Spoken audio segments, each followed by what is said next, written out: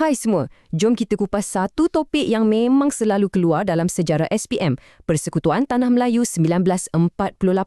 Kenapa ya PTM 1948 ni diterima, padahal Malayan Union sebelum tu orang tentang habis-habisan? Apa sebenarnya ciri-ciri utama dia? Jom kita rungkai satu persatu. Tapi, sebelum kita pergi lebih jauh, ingat tahu, cara paling power nak skor sejarah ni adalah dengan buat banyak latihan. Jadi, kalau korang nak betul-betul uji, faham ke tak, terus je layari www.mcqspm.com. Kat sana, banyak soalan topikal untuk korang praktis. Okey, jom kita mula. Baiklah, kita mulakan dengan soalan yang paling asas. Kita semua tahu kan, Malayan Union tu ditentang hebat. Tiba-tiba, PTM 1948 ni diterima pula oleh Raja-Raja Melayu dan orang Melayu. Apa yang British buat lain kali ni? Ini dia soalan pentingnya. Ingat lagi tak kenapa Malayan Union tu ditentang? Sebabnya, ia macam hapuskan terus kuasa Raja-Raja Melayu dan syarat nak jadi warga negara tu longgar sangat. Jadi, apa bezanya dengan PTM 1948 sampai orang boleh terima? Jawapannya ada kat sini. PTM 1948 ni, dia macam reverse balik semua benda yang orang tak suka pasal Malayan Union. Paling penting sekali, kuasa Raja-Raja Melayu dikembalikan. Lepas tu, status tanah Melayu bukan lagi tanah jajahan, tapi kembali jadi negeri naungan British. Ini beza besar tau dari segi kedaulatan. Plus, syarat warga negara diketatkan balik dan kedudukan istimewa orang Melayu pun diiktiraf. Memang semua tuntutan utama orang Melayu dipenuhi. Jadi, macam mana kuasa raja-raja ni dipulihkan? Caranya melalui penubuhan Majlis Raja-Raja. Badan ni sangatlah penting sebab ia bagi suara balik kepada Raja-Raja Melayu. Mereka boleh bagi pandangan dan yang paling mustahak, mereka ada kuasa untuk sahkan rang undang-undang. Ini satu anjakan kuasa yang sangat besar kalau nak bandingkan dengan zaman Malayan Union dulu. Okey, seterusnya, jom kita bedah siasat sikit macam mana rupa pentadbiran baru di bawah PTM 1948 ni, siapa pegang kuasa apa dan dekat peringkat mana. Dekat sini, kita nampak ada pembahagian kuasa yang jelas. Kiranya macam permulaan sistem federalism lah. Dekat peringkat pusat atau persekutuan, ketuanya masih Pesuruhjaya Tinggi British. Tapi, dekat peringkat negeri, Sultan kembali menjadi ketua. Nampak tak? Ada agihan kuasa antara pusat dengan negeri, satu ciri yang masih kekal sampai hari ini. Sekarang, jom kita tengok apa je kuasa Majlis Perundangan Persekutuan ni. Tengok carta ni, bidang kuasa dia memang luas, merangkumi isu-isu besar macam hal ehwal luar, pertahanan negara, sistem kehakiman, sampailah ke komunikasi.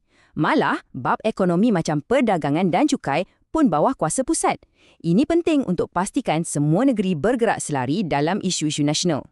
Satu lagi soalan famous, mana perginya Singapura dalam semua ni? Jawapan dia simple je. Singapura tak termasuk dalam Persekutuan Tanah Melayu. Ia kekal sebagai tanah jajahan mahkota British dengan pentadbiran yang berasingan. Ingat tu ya? Okey, kita berhenti sekejap. Kalau korang rasa penjelasan setakat ni jelas dan membantu, apa kata korang tekan butang like, tinggalkan komen, kongsi video ni dengan kawan-kawan dan paling penting, jangan lupa subscribe saluran kami ya. Sokongan korang penting untuk kami terus hasilkan lebih banyak lagi kandungan macam ni. Baiklah, kita sambung. Sekarang kita masuk bab yang ramai kata pening sikit. Bab kewarganegaraan. Tapi jangan risau, jom kita pecahkan satu-satu supaya senang faham.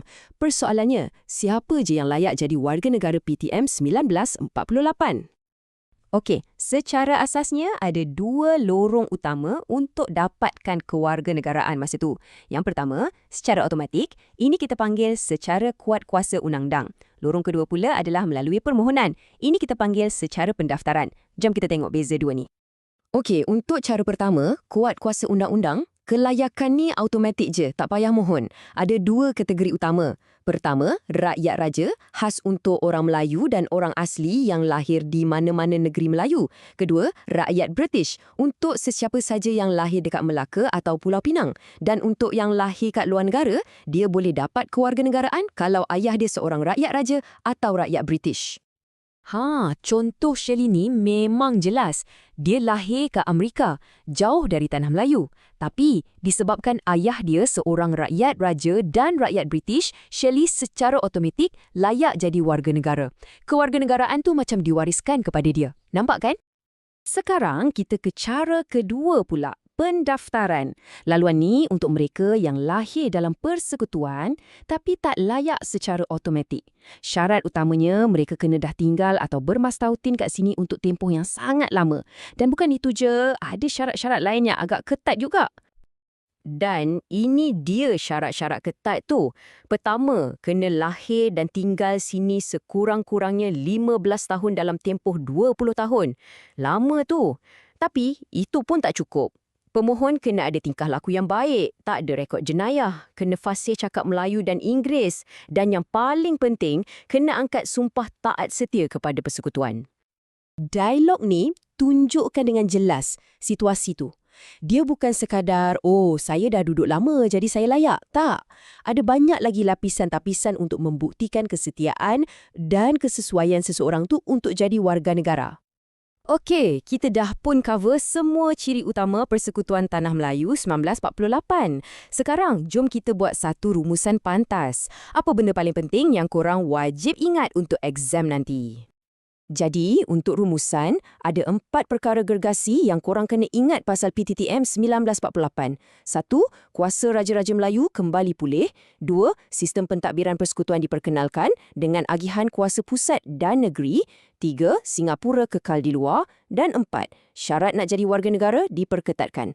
Kalau korang boleh huraikan 4 poin ni, insyaAllah selamatlah korang. Jadi, macam mana? Lepas dah dengar semua ni, rasa dah faham betul-betul ke? Cara terbaik nak tahu adalah dengan uji diri sendiri. Korang dah sedia? Untuk betul-betul mantapkan ulang kaji korang, jangan setakat baca je. Amalkan pembelajaran aktif. Maksudnya, jawab soalan. Korang boleh scan je kod QR kat skrin ni ataupun terus type www.mcqspm.com untuk mula buat latihan. Terima kasih sebab bersama kami dan selamat maju jaya.